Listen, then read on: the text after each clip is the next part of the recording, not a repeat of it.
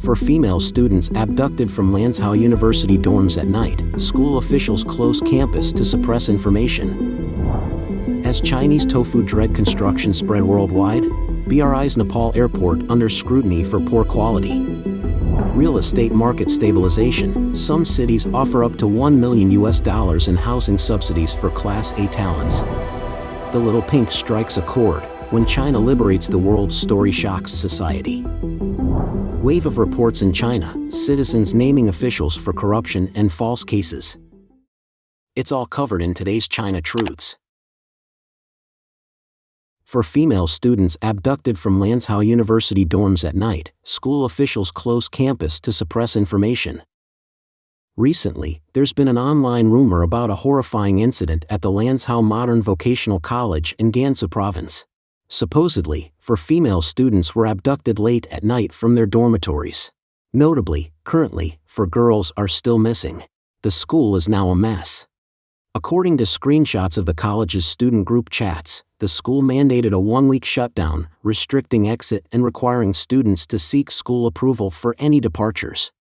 Additional group messages suggest that on the 26th of the previous month, the school advised students to lock their dorm doors at night and avoid leaving after midnight.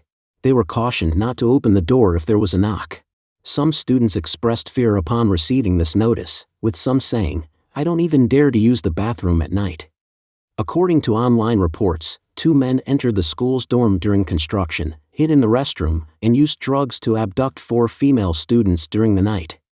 Multiple reports also claim that the incident didn't just occur at Lanzhou Modern Vocational College but also at Lanzhou Petrochemical Vocational and Technical College. Both institutions reportedly closed and suppressed information. According to Jean Ran, the host of Current Affairs Gold Scan program in the Epoch Times Chinese version, opinions about the motives behind the girls' disappearance vary. The most alarming speculation suggests that some might have become victims of live organ transplants after successful matches. Zhao Lanjian, a figure in Chinese media suppressed by the CCP and now residing in the United States, mentioned the historical prevalence of bandits and outlaws in Lanzhou. Despite engaging in discussions with Lanzhou government officials and collaborating on various activities, this recent news has left him deeply shocked. In the aftermath of the Husinyu incident, numerous organ trading centers across different regions have expanded their operations, causing widespread concern. The school, even now, is concealing the truth about the abducted female college students from the tightly guarded dormitories. Zhao exclaimed, "China has reached its most critical moment in history." The ongoing revelation of many Chinese hospitals using organs of untraceable origin for transplantation remains a consistent expose. Chen Jingyu, a representative of the 13th National People's Congress and vice president of Wuxi People's Hospital, made a shocking disclosure in his concise article. He highlighted that using organs from death row inmates led foreign nations to boycott organ transplants in our country via the 3-No policy, including no buying, no selling, and no organ tourism. Additionally, he mentioned approximately 6,000 altruistic organ donations occurring in our nation annually, significantly elevating our lung transplant program on a global scale. Yes, you heard that correctly, 6,000 annually, specifically for lung transplants. This prompts the question, where do these many death row inmates, willing to donate organs before death, come from? How many death row inmates does China have each year? According to the annual death penalty reviews published by the Supreme People's Court of the CCP, there were 55 death penalty judgments and reviews in 2021 and 60 in 2020. It's no surprise that a social media influencer in Sydney, after reading reports about the widespread organ harvesting in China, remarked, "Back when Falun Gong practitioners talked about the CCP's live organ harvesting, no one believed it. Now it seems it's all true." Has Chinese Tofu-dreg construction spread worldwide? BRI's Nepal airport under scrutiny for poor quality. The Chinese Communist Party's Belt and Road Initiative has become a tool for the CCP to attract allies amid tensions with the United States. However, the immense debt pressure is exacerbating economic issues for these allies.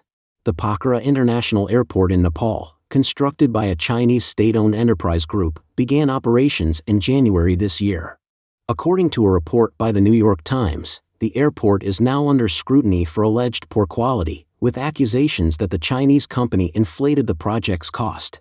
Nepal has initiated an investigation into potential corruption issues.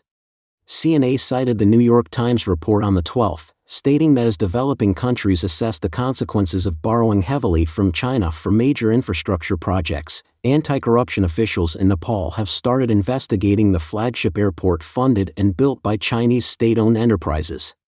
The international airport in Pokhara, Nepal's second-largest city, which cost $216 million, opened in January this year but has failed to attract any regular international flights. Concerns have been raised about its ability to generate sufficient revenue to repay loans provided by Chinese lenders. Nepalese officials have requested Beijing to convert the loan into a grant to alleviate the financial burden, but the Chinese government has not agreed. According to publicly available information from China, the Pokhara International Airport was constructed by China's CAMC Engineering Company, Limited, a subsidiary of the state-owned China National Machinery Industry Corporation. The project began in 2017, and the Chinese side claimed that it showcased Chinese engineering quality, symbolizing Nepal's national honor and serving as a shining example of China-Nepal cooperation in the Belt and Road Initiative. The New York Times had previously reported that China's CAMC Engineering Company, Limited inflated the project cost, prioritizing its own commercial interests.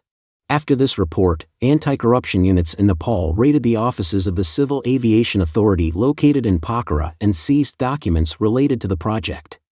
Nepal's anti-corruption agency stated that the investigation is still in its early stages, but there are indications of receiving over 20 complaints about the airport's quality. Two individuals familiar with the investigation mentioned that engineers have expressed concerns about compromised construction quality and inadequate infrastructure. Behind the scenes of business activities lies a disturbing reality. This expensive airport, mostly built by a Chinese company with funding from Beijing, not only provides visible diplomatic achievements for the CCP but also allows its state-owned enterprises to reap significant profits. However, for Nepal, it has become a substantial economic burden, leaving the country with debt from Chinese financial institutions for the coming years. Real estate market stabilization. Some cities offer up to $1 million in housing subsidies for Class A talents.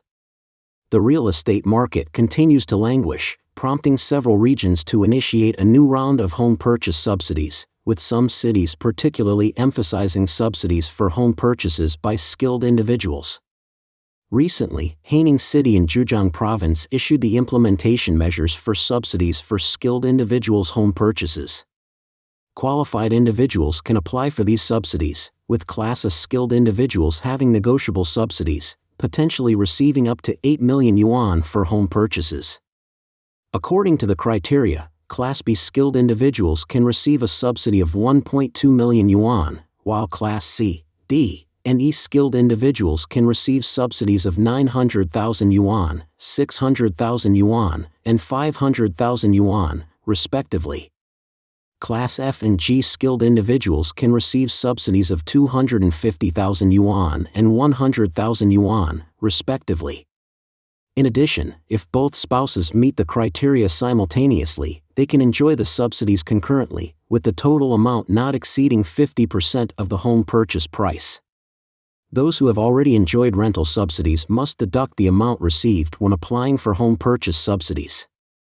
It is reported that Haining City's aforementioned subsidy measures for skilled individuals' home purchases will be implemented from December 1, 2023, and will be valid until November 30, 2025. Additionally, Haining will implement a real name system for talent housing tickets. Each individual can apply for one ticket, which is for personal one-time use and cannot be cashed, transferred, or gifted.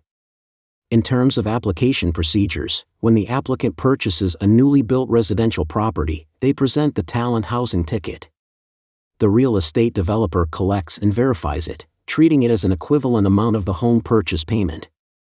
The payment method must be annotated as talent housing ticket and the deducted amount on the property sales contract. A Zhuge housing analyst pointed out that since October, several cities have introduced home purchase subsidy policies, coupled with relaxed restrictions on purchases and reductions in down payment ratios, stimulating a release of demand for home purchases and boosting the activity of the second-hand housing market. Looking ahead, the favorable policies from the government will continue, and various local loose policies will accelerate implementation. The market is expected to continue its recovery trend.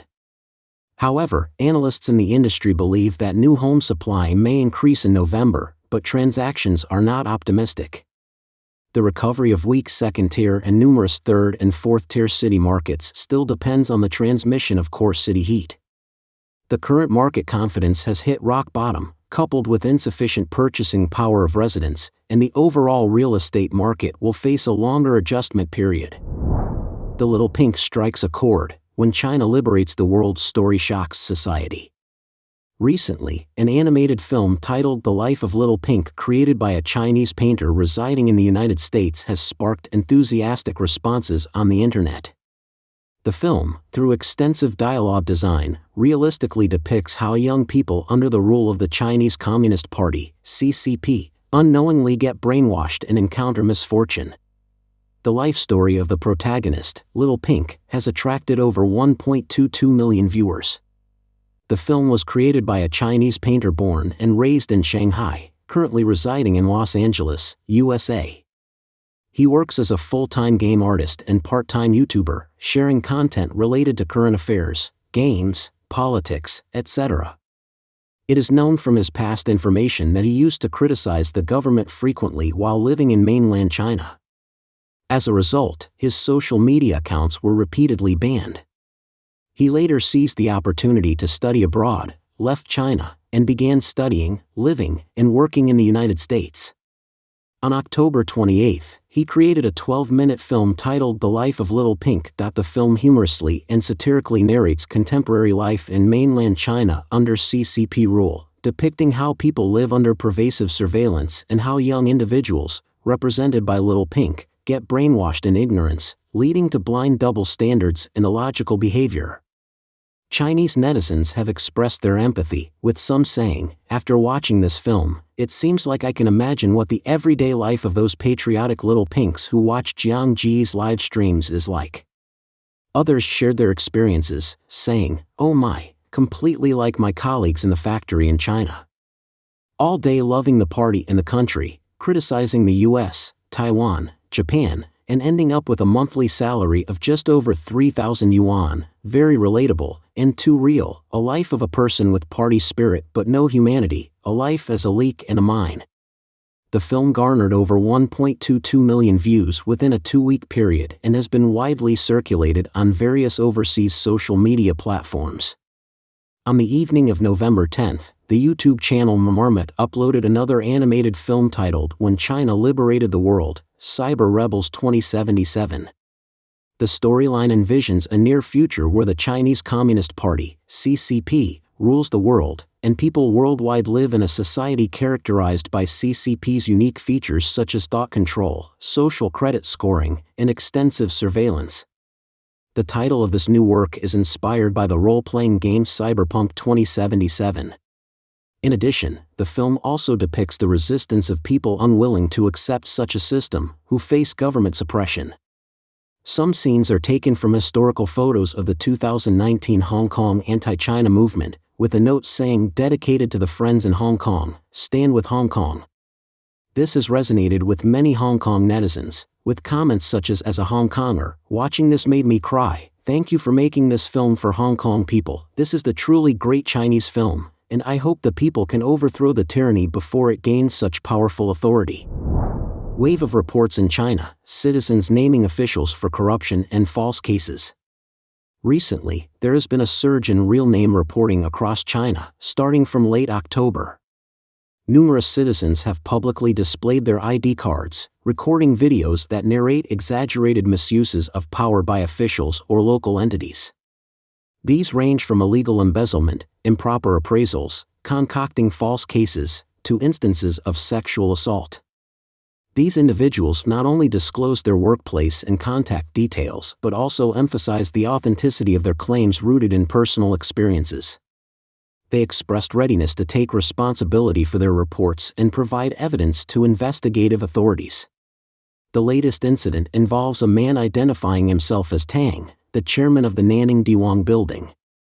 He revealed a 9 billion yuan investment set aside in May 2005 for the construction of Nanning's Nanhu Park and the Diwang Building. The oversight of this project was under the former party secretary of Nanning. An agreement outlined that Tang would own 51% of the building's shares, with the Nanning government holding the remaining 49%. However, despite the Diwang Building operating for 15 years, Tang never received the funds or profits promised by the government. Furthermore, other notable instances include over 20 villagers from Shuangjia town in the Beichun district of Tianjin openly criticizing local leaders and accusing the village secretary of embezzling 53 million yuan, approximately $7.23 million, meant for subway construction compensation in 2021. They demanded the return of these funds to all villagers. There's also a deeply distressing homicide that has deeply affected the Chinese public. In Mabi Village, Duansuan Town, Pingyao County, Shanxi Province, an elderly man made a public accusation that the local police station took away his 19-year-old son, making them disappear without a trace on January 4, 1997. For 27 years, their family has been advocating for justice in a rational manner, yet the case investigation has made no progress whatsoever. Furthermore, as previously reported, a woman made a real name report in mid-October about severe bullying within the Chinese military. She cited her child, who, after graduating from college and joining the military, faced prolonged physical abuse, humiliation, and mistreatment by a senior officer. The child attempted to take his life twice, was hospitalized twice, and ultimately was driven insane and admitted to a psychiatric hospital. As a multitude of real-name reporting videos surfaced in China, some admitted to encountering over 10 related videos recently. Some internet users see this as an advantage of the internet, implying that without it, many grievances might have been stifled under the previous petition system. However, others lamented that online real-name reporting isn't substantially different from the petition process, as ultimately, these grievances are still handled. Don't forget to leave a comment in the section below to share your opinions on today's topic with us. Make sure to like and subscribe to see more interesting topics from China Truths.